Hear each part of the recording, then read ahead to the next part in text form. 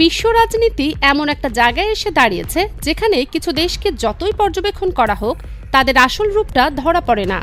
তাদের পরবর্তী পদক্ষেপ কোন দিকে যাবে সেটা আন্দাজ করা যায় না।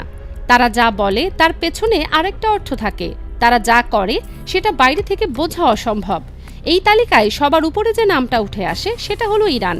বছরের পর বছর ধরে এই দেশটি এমনভাবে নিজেদের পরিচালনা করেছে যে দুনিয়ার সবচেয়ে অভিজ্ঞ কূটনীতিবিদরাও তাদের নিয়ে সঠিক মূল্যায়ন করতে পারেননি। কেউ ভেবেছে ইরান দুর্বল, কেউ ভেবেছে তারা কোণঠাসা, কিন্তু বাস্তবে প্রতিবারই তারা সবাইকে চমকে দিয়েছে। এবারও ঠিক তেমনই কিছু একটা ঘটতে যাচ্ছে বলে মনে হচ্ছে। গত কয়েক সপ্তাহে আন্তর্জাতিক গোয়েন্দা মহলে একটা অস্বাভাবিক নড়াচড়া লক্ষ্য করা গেছে।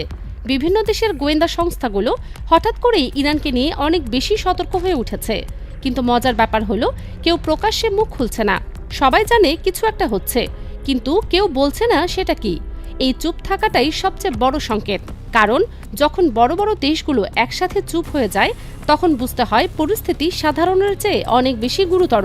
খবরটা এসেছে একটা ফাঁস হওয়া ভিডিও থেকে। কোথা থেকে এই ভিডিও বেরিয়েছে সেটা এখনও নিশ্চিত করা যায়নি, কিন্তু যে ভিডিওটি ইন্টারনেটে ছড়িয়ে পড়েছে সেটা দেখে বিশেষজ্ঞরা হতবাক হয়ে গেছেন। ভিডিওটিতে দেখা যাচ্ছে একটা বিশাল ভূগর্ভস্থ কারখানা। সেখানে শত শত মানুষ কাজ করছে, আর সেই কারখানার ঠিক মাঝখানে দাঁড়িয়ে আছে একটি বিশাল আকারের ক্ষেপণাস্ত্র। এর দৈর্ঘ্য, এর পরিধি, এর গায়ে লাগানো ইঞ্জিনগুলোর আকৃতি দেখে একটা বিষয় পরিষ্কার হয়ে গেছে যে এটা কোনো সাধারণ মিসাইল নয়। এটা এমন কিছু যা এর আগে মধ্যপ্রাচ্যের কোনো দেশ কখনো বানায়নি। এমনকি অনেক উন্নত দেশও এই মাপের কিছু তৈরি করতে দশকের পর দশক সময় নিয়েছে। এই মিসাইলটি ঠিক কোথায় তৈরি হচ্ছে সেটা নিয়ে সবচেয়ে রোমাঞ্চকর তথ্যটি এসেছে। ইরানের দক্ষিণাঞ্চলে কিছু পাহাড়ি এলাকা আছে যেগুলো বাইরে থেকে দেখলে একদম সাধারণ মনে হয়।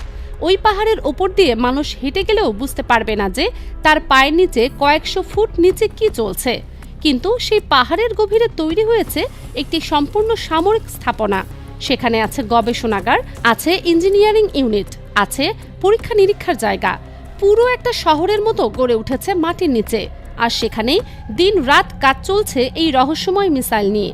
সবচেয়ে ভয়ঙ্কর ব্যাপার হলো ইরানের নিজের অনেক উচ্চপদস্থ কর্মকর্তাও এই প্রকল্পের খুঁটিনাটি জানেন না। এতটাই গোপনীয়তা রক্ষা করা হচ্ছে যে কে কোন তথ্য জানবে সেটাও আগে থেকে নির্ধারিত। এখন যে প্রশ্নটা সবাই করছেন সেটা হলো এই মিসাইল আসলে কতটা শক্তিশালী হতে পারে। সরকারি কোনো তথ্য নেই, ইরান কিছুই বলেনি, কিন্তু আন্তর্জাতিক কিছু গোয়েন্দা সংস্থা এবং লিক হওয়া কিছু নথিপত্র থেকে একটা আন্দাজ পাওয়া যাচ্ছে। বিশেষজ্ঞরা বলছেন এই মিসাইলের শক্তি হতে পারে ৮০ থেকে ১০০ মেগাটন। সংখ্যাটা শুনে হয়তো অনেকেই বুঝতে পারবেন না এটা আসলে কতটা ধ্বংসাত্মক। তাই একটু পেছনে ফিরে তাকানো যাক। ১৯৪৫ সালে যুক্তরাষ্ট্র জাপানের হিরোশিমায় যে পারমাণবিক বোমা ফেলেছিল সেটার শক্তি ছিল মাত্র ১৫ কিলোটন।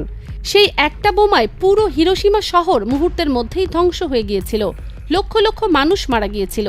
আর এই নতুন মিসাইল যদি সত্যি ১০০ মেগাটন শক্তি বহন করে তাহলে এটা হিরোশিমার বোমার চেয়েও প্রায় ৭,০০০ গুণ বেশি শক্তিশালী। এই হিসাবটা একটু মাথায় রাখলেই বোঝা যায় পরিস্থিতি কতটা ভয়াবহ হতে পারে। শুধু শক্তির কথাই নয়, এই মিসাইলের আরেকটা বৈশিষ্ট্য আছে যেটা পুরো হিসাবটাকে আরও জটিল করে দিচ্ছে। শোনা যাচ্ছে এটি হতে পারে মাল্টিহেডেড ক্ষেপণাস্ত্র।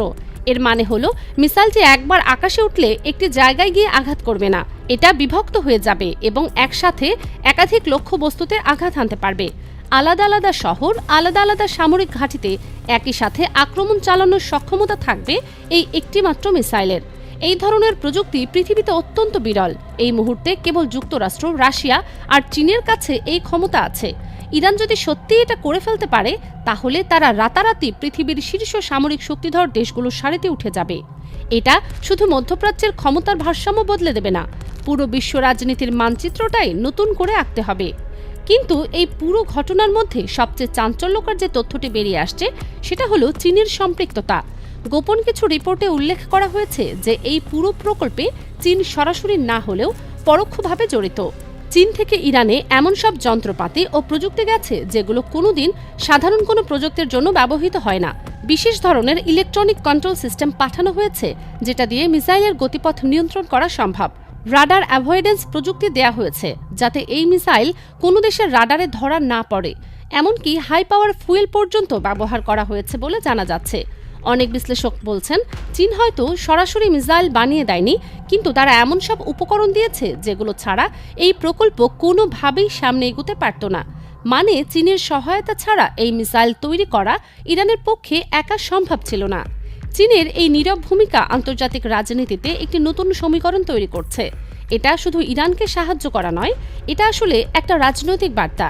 চীন যেন পশ্চিমা বিশ্বকে বলতে চাইছে যে তাদের একচ্ছত্র আধিপত্যের দিন শেষ হতে চলেছে, নতুন শক্তি জন্ম নিচ্ছে, নতুন জোট তৈরি হচ্ছে এবং এই নতুন বাস্তবতাকে মেনে নিতে হবে। ইরান আর চীনের এই গোপন সম্পর্ক যদি সত্যি প্রমাণিত হয়, তাহলে বিশ্বের ক্ষমতার কেন্দ্র একটা বড় ধাক্কা খাবে। এখন সবচেয়ে বড় প্রশ্ন হলো, ইরান এটা কেন বানাচ্ছে? তাদের আসল উদ্দেশ্যটা কি?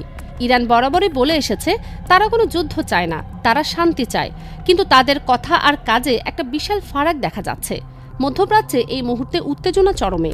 ইসরায়েলের সাথে তাদের বহু পুরনো শত্রুতা আছে। যুক্তরাষ্ট্র দীর্ঘদিন ধরে তাদের উপর কঠোর অর্থনৈতিক নিষেধাজ্ঞা বহাল রেখেছে। সৌদি আরবের সঙ্গে সম্পর্কে টানাপোড়েন চলছে প্রায় দশক জুড়ে। এই সবকিছুর মাঝে ইরান গোপনে নিজের সামরিক শক্তি বাড়িয়ে যাচ্ছে। গত কয়েক মাসে তারা একের পর এক নতুন ক্ষেপণাস্ত্র পরীক্ষা করেছে। প্রতিটি পরীক্ষার পর তাদের সক্ষমতা একটু একটু করে বেড়েছে। আর এখন যদি সত্যি এই মাল্টিহেডেড মেগা মিসাইল তৈরি হয়ে যায়, তাহলে ইরানকে আটকানোর ক্ষমতা খুব কম দেশেরই থাকবে। ইরান সরকার এখন পর্যন্ত এই মিসাইলের অস্তিত্ব স্বীকার করেনি। তাদের সরকারি মুখপাত্ররা বারবার বলছেন সবকিছুই আত্মরক্ষামূলক, কিন্তু আত্মরক্ষার জন্য কি এতটা গোপনীয়তার দরকার হয়? আত্মরক্ষার জন্য কি পাহাড়ের শত শত ফুট নিচে কারখানা বসাতে হয়? আত্মরক্ষার জন্য কি এমন প্রযুক্তি লাগে যা পৃথিবীর মাত্র 3টি দেশের কাছে আছে? এই প্রশ্নগুলোর কোনো সন্তোষজনক উত্তর কেউ দিতে পারছে না। আর ঠিক এই জায়গাতেই সবচেয়ে বড় সাসপেন্স তৈরি হচ্ছে। আন্তর্জাতিক নিরাপত্তা বিশেষজ্ঞরা এখন দুটো সম্ভাবনার কথা বলছেন।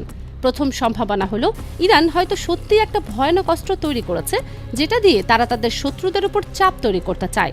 দ্বিতীয় সম্ভাবনা হলো, এটা হয়তো একটা কৌশলগত ব্লাফ। হয়তো ইরান ইচ্ছাকৃতভাবে এই তথ্যগুলো ফাঁস করেছে যাতে দুনিয়া ভয় পায় এবং তাদের সাথে আলোচনায় বসতে বাধ্য হয়। দুটো সম্ভাবনাই সমান ভয়ঙ্কর, কারণ প্রথমটা সত্য হলে পুরো মধ্যপ্রাচ্য একটা অভূতপূর্ব সামরিক সংকটের মুখে পড়বে, আর দ্বিতীয়টা সত্য হলে বোঝা যাবে ইরান মানসিক যুদ্ধের এক নতুন মাত্রায় পৌঁছে গেছে, যেটা তাদের আগের যে কোনো কৌশলের চেয়ে অনেক বেশি পরিণত এবং বিপজ্জনক। একটা বিষয় খুব গভীরভাবে ভাবার মতো, নিষেধাজ্ঞায় জর্জরিত একটি দেশ, যাদের অর্থনীতি ক্রমাগত চাপের মুখে, যাদের জনগণ দৈনন্দিন জীবনে নানা সমস্যায় ভুগছে, সেই দেশ কিভাবে এত বড় একটা সামরিক প্রকল্পে বিনিয়োগ করছে?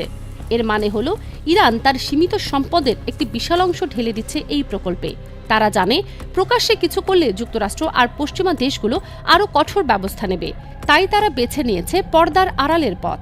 বাইরে থেকে সবকিছু স্বাভাবিক দেখাচ্ছে, কিন্তু ভেতরে এমন কিছু গড়ে উঠছে যা একদিন হয়তো পুরো পৃথিবীর ভূরাজনৈতিক হিসাব নিকাশ উল্টে দেবে। বিশ্বের বড় বড় দেশগুলো এই মুহূর্তে কি করছে সেটাও একটা রহস্য। যুক্তরাষ্ট্র চুপ করে আছে, ইসরায়েল কিছু বলছে না, ইউরোপের বড় দেশগুলো নীরব, রাশিয়া তার নিজের যুদ্ধ নিয়ে ব্যস্ত, আর চীন, যাদের নাম এই পুরো ঘটনার সাথে জড়িয়ে পড়েছে, তারাও একটা শব্দও উচ্চারণ করছে না। এই সম্মিলিত নীরবতা কি ইচ্ছাকৃত নাকি অসহায়ত্বের প্রকাশ, সেটা বলা কঠিন। হতে পারে কেউ যুদ্ধ এড়াতে চাইছে বলে চুপ করে আছে, আবার হতে পারে কেউ নিজের স্বার্থেই চায় না বিষয়টা এখনই প্রকাশ পেয়ে যাক। এভাবে চলছে এক অদ্ভুত ভূরাজনৈতিক দাবা খেলা, যেখানে কে কার পক্ষে আর কে কার বিপক্ষে সেটা আর আগের মতো সহজে বোঝা যাচ্ছে না। শেষ পর্যন্ত একটা কথাই বলা যায়, পৃথিবী এখন একটা অত্যন্ত অনিশ্চিত সময়ের মধ্য দিয়ে যাচ্ছে। ইরানের এই গোপন প্রকল্প যদি সত্যি সফল হয়, তাহলে আগামী দিনগুলোতে আমরা এমন কিছু দেখব যা এর আগে কেউ কল্পনাও করেনি। হয়তো সামনের দিনগুলোতে আরও তথ্য ফাঁস হবে, হয়তো কেউ একজন মুখ খুলবে আর আসল সত্যটা সামনে চলে আসবে, অথবা হয়তো হঠাৎ একদিন সকালে ঘুম থেকে উঠে আমরা সবাই এমন একটা খবর পাবো যা পুরো দুনিয়াকে থমকে দেবে। কেউ জানে না সেই দিনটা কবে আসবে, কেউ জানে না ইরান আসলে কতদূর এগিয়ে গেছে। শুধু এতটুকু বলা যায় যে পৃথিবী এই মুহূর্তে একটা নতুন অধ্যায়ের একদম দোরগোড়ায় দাঁড়িয়ে আছে, এবং সেই অধ্যায়ের প্রথম পাতাটা এখনো কেউ পড়তে পারেনি।